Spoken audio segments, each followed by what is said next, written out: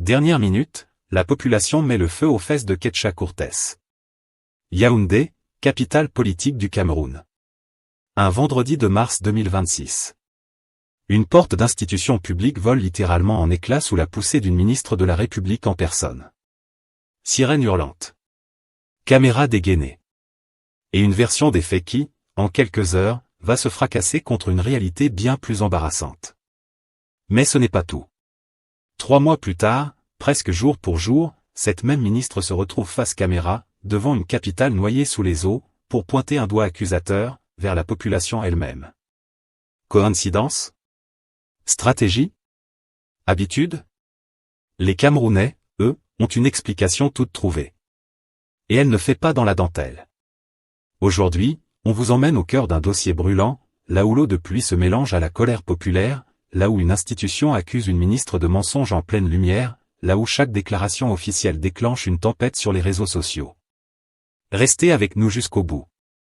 Parce que dans cette histoire, ce n'est pas seulement une route qui s'effondre. C'est une crédibilité. Partie 1, contexte et fait. Pour comprendre ce qui se joue actuellement autour de Célestine Ketcha Courtès, il faut d'abord remettre les choses dans leur contexte. Madame le ministre dirige le ministère de l'Habitat et du Développement urbain, le fameux MINDU. Un poste stratégique, peut-être l'un des plus exposés du gouvernement camerounais actuel, puisqu'il touche directement au quotidien des populations urbaines, les routes, l'assainissement, le logement, la salubrité. Fin novembre 2025, devant les députés de la Commission des Finances et du Budget, la ministre présente avec assurance un projet de budget de 168,365 milliards de francs CFA pour l'exercice 2026. Une enveloppe en hausse de plus de 10 milliards par rapport à l'année précédente. Ce budget, premier du « septennat des grandes espérances » du président Paul Biya, met l'accent sur la mobilité urbaine, l'habitat décent et l'inclusion sociale, dans la droite ligne de la stratégie nationale de développement 2030. Mais ce n'est pas tout. Sur le terrain, les ambitions affichées sont immenses. Des centaines de logements à achever à Bamenda et Buea. Le lancement d'un vaste programme d'assainissement à Yaoundé, le fameux PCADI. Des points de regroupement de déchets. La stabilisation d'un ravin à Douala. Des drains à Maroua. Sur le papier, c'est un Cameroun urbain qui se modernise à grande vitesse. Et c'est précisément là que le décalage commence à choquer. Parce qu'entre les milliards annoncés en commission et la réalité vécue par les habitants de Yaoundé, il y a un monde. Un monde fait de caniveaux bouchés, de chantiers interminables, et de quartiers qui replongent sous l'eau à la première pluie un peu sérieuse. Le 4 juin 2026, ce décalage devient brutalement visible. Des pluies diluviennes transforment plusieurs axes stratégiques de la capitale en torrents, particulièrement aux abords de la poste centrale. Si aucun décès n'est à déplorer, le bilan matériel est lourd, et les forces de maintien de l'ordre doivent intervenir pour gérer le chaos urbain qui s'installe en quelques heures à peine. Face à cette situation, la réaction de la ministre ne se fait pas attendre. Mais cette réaction, on va le voir, ne va pas calmer la tempête. Elle va l'amplifier. Partie 2, le conflit. Voici le cœur du problème, celui qui met le feu aux poudres dans l'opinion publique camerounaise. Après les inondations qui paralysent le centre-ville de Yaoundé, la ministre de l'Habitat et du Développement urbain monte au créneau. Et que dit-elle? Elle pointe du doigt l'incivisme des populations, tout en exigeant que la communauté urbaine accélère les travaux du projet d'assainissement de la capitale. En clair, selon la version officielle, ce ne sont pas les caniveaux insuffisants, ce ne sont pas les retards de chantier, ce ne sont pas les milliards engloutis dans des programmes encore inachevés qui sont en cause. Ce seraient plutôt les habitants eux-mêmes, accusés d'obstruer volontairement les collecteurs d'eau pluviale. Mais ce n'est pas tout. La ministre affirme que tant que les comportements jugés problématiques persisteront, la ville restera vulnérable, quel que soit l'investissement consenti dans le projet d'assainissement. Une déclaration qui, selon plusieurs observateurs, déplace habilement le centre de gravité du débat. On ne parle plus de l'efficacité de l'action publique, on parle du comportement supposé des citoyens. Et c'est précisément ce glissement qui mettrait, selon de nombreux internautes camerounais, le feu aux fesses de la population. Parce que pendant que les ménages comptent leurs pertes matérielles, qu'on leur explique, en somme, que c'est un peu leur faute. Ce conflit-là, entre la parole officielle et le ressenti populaire, n'est pourtant pas le premier épisode de tension impliquant la ministre cette année. Quelques semaines plus tôt, à peine, un autre événement avait déjà profondément fragilisé son image. Mais avant de vous le raconter, posons-nous une question simple, peut-on vraiment, dans un pays où les infrastructures d'évacuation des eaux sont notoirement sous-dimensionnées, faire porter l'essentiel du chaos urbain sur le dos des populations? La réponse, vous allez la trouver vous-même, en avançant dans ce reportage. Partie 3, Révélation et décryptage. Revenons en arrière. Vendredi 20 mars 2026. La scène se déroule non pas dans un quartier inondé, mais directement devant l'hôtel de ville de Yaoundé, sur un chantier de réhabilitation routière particulièrement sensible, le tronçon reliant la zone des feux de circulation de Madagascar à l'entrée de la Cité Verte, dans l'arrondissement de Yaoundé 2. Le contexte est explosif. Les travaux sont menés sous un délai extrêmement serré, l'échéance étant fixée au 15 avril, date de l'arrivée prévue du pape Léon XIV au Cameroun. Autrement dit, c'est la course contre le temps avant un événement diplomatique et religieux majeur. Et sur ce chantier précis, deux récits viennent s'affronter. D'un côté, des individus non identifiés débarquent avec brouettes et outils sur le chantier, géré par l'entreprise contractualisée par le maire de Yaoundé. La police les interpelle. C'est à ce moment que, selon plusieurs sources, la ministre Ketcha Courtès intervient personnellement et de façon spectaculaire. C'est là qu'elle surgit, toutes sirènes hurlantes, sans appeler le maire, sans contacter le moindre responsable, selon le récit de la mairie de Yaoundé. Mais ce n'est pas tout. Et c'est là que le dossier devient véritablement intéressant. Selon la version de la ministre, largement relayée, elle aurait été bousculée, voire séquestrée à l'intérieur même de l'hôtel de ville. Une accusation grave, qui aurait pu, si elle était confirmée, jeter une lumière inquiétante sur le fonctionnement des institutions municipales de la capitale. Sauf que la mairie de Yaoundé, dans une sortie médiatique rare et frontale, contredit point par point cette version.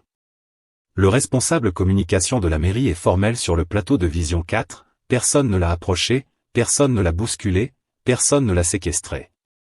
Selon cette même source institutionnelle, la vidéo qui circule sur les réseaux montrerait que les deux battants de la porte étaient en réalité libres, et que c'est la ministre elle-même qui aurait bousculé le second battant, dans le but, toujours selon la mairie, de créer un effet médiatique. Un responsable communal va même jusqu'à dramatiser l'épisode en affirmant, de mémoire d'habitants natifs de Yaoundé, c'est la première fois depuis 1978 que l'hôtel de ville subit un tel assaut. Précisons-le clairement, par souci de rigueur journalistique, à ce stade, il s'agit de deux versions qui s'opposent frontalement, celle de la ministre d'un côté, celle de la mairie de l'autre, chacune relayée par ses soutiens respectifs. Aucune enquête officielle indépendante n'a, à notre connaissance, tranché publiquement la question avec certitude absolue.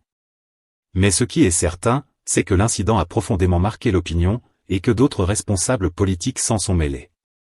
C'est ainsi que Cathy Meba, vice-présidente du Conseil régional du Sud, est montée au créneau pour défendre la ministre, en accusant cette fois le conseil municipal d'avoir fait arrêter des entrepreneurs en pleine réhabilitation routière, transformant un peu plus cette affaire en bras de fer politique entre l'État central et la municipalité de Yaoundé.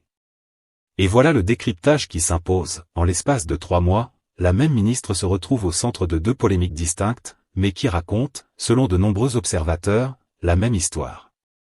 Celle d'une communication officielle qui, à chaque crise, semble chercher un responsable extérieur plutôt qu'un bilan interne. La mairie en mars. La population en juin. Mais ce n'est pas tout. Car derrière ces deux épisodes, se cache une réalité urbaine bien plus large, celle d'une capitale dont les infrastructures d'assainissement accumulent les retards depuis des années, pape ou pas pape, échéance ou pas échéance. Partie 4, analyse satirique approfondie. Et maintenant, mesdames et messieurs, place à l'analyse. Parce qu'au Cameroun, il y a une règle non écrite, presque sacrée, quand l'eau monte dans les rues, c'est rarement le caniveau qui est convoqué au tribunal de l'opinion. C'est toujours le citoyen, ce fameux incivique, national, multirécidiviste depuis l'indépendance. On nous explique donc, en 2026, que le sachet plastique jeté par Monsieur Tout-le-Monde serait plus puissant que des dizaines de milliards de francs CFA budgétisés pour l'assainissement. Une sorte de super-pouvoir citoyen insoupçonné, un seul emballage de bonbons, savamment positionné dans un caniveau, suffirait à neutraliser le PADI, le PCADI, et tous les sigles d'assainissement réunis. Si c'était vrai, on devrait presque décerner une médaille d'ingéniosité aux Camerounais moyens, capables de saboter des programmes nationaux entiers avec un simple sachet noir. Mais ce n'est pas tout. Soyons sérieux 2 secondes, qui construit les routes sans drains adaptés? Qui valide les plans d'urbanisation qui transforment chaque pluie un peu forte en inondation digne d'un film catastrophe? Le citoyen qui jette son gobelet, ou l'ingénierie publique censée anticiper le ruissellement des eaux dans une ville en pente comme Yaoundé? La satire, ici, n'invente rien, elle se contente de poser, presque innocemment, les questions que tout le monde se pose déjà au marché, au taxi, au bistrot. Quant à l'épisode de la porte de l'hôtel de ville, il mériterait presque sa propre catégorie aux Oscars camerounais du suspense politique. D'un côté, une ministre qui se dit prise au piège, presque séquestrée, dans un scénario qui ferait pâlir un thriller hollywoodien. De l'autre, une mairie qui sort une vidéo et dit, en substance, « Madame, la porte était ouverte, vous avez juste poussé un peu fort, pour le show. » Entre les deux, le Camerounais, lui, n'a même plus besoin de Netflix. Il a Vision 4, Canal Presse, et son groupe WhatsApp de quartier, qui font très bien le travail. Et c'est là que la phrase qui résume tout, fait son apparition sur les réseaux. Au Cameroun, la porte ne s'ouvre jamais toute seule, mais la vérité, elle, finit toujours par sortir, même par la fenêtre. Une formule qui circule, qui amuse, qui agace aussi, mais qui dit, à sa manière, le sentiment d'une partie de l'opinion, celui d'une gouvernance où l'image et la communication semblent parfois primer sur le bilan concret. On pourrait aussi s'amuser, avec la prudence qui s'impose, de cette curieuse manie nationale qui consiste à transformer chaque échec d'infrastructure en cours d'éducation civique improvisée. Le pont s'effondre. C'est la surcharge des usagers. La route se dégrade en 6 mois. C'est le manque de civisme des automobilistes. La ville se noie. C'est l'incivisme des riverains.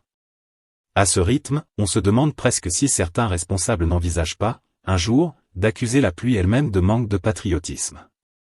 Mais soyons justes, et c'est important de le rappeler, la ministre n'est pas seule en cause, et le problème de l'assainissement urbain au Cameroun dépasse très largement une seule personne. Des décennies de sous-investissement, une urbanisation parfois anarchique, des constructions sur des zones inondables faute de contrôle rigoureux, tout cela forme un cocktail explosif dont aucun ministre, à lui seul, ne saurait porter l'entière responsabilité.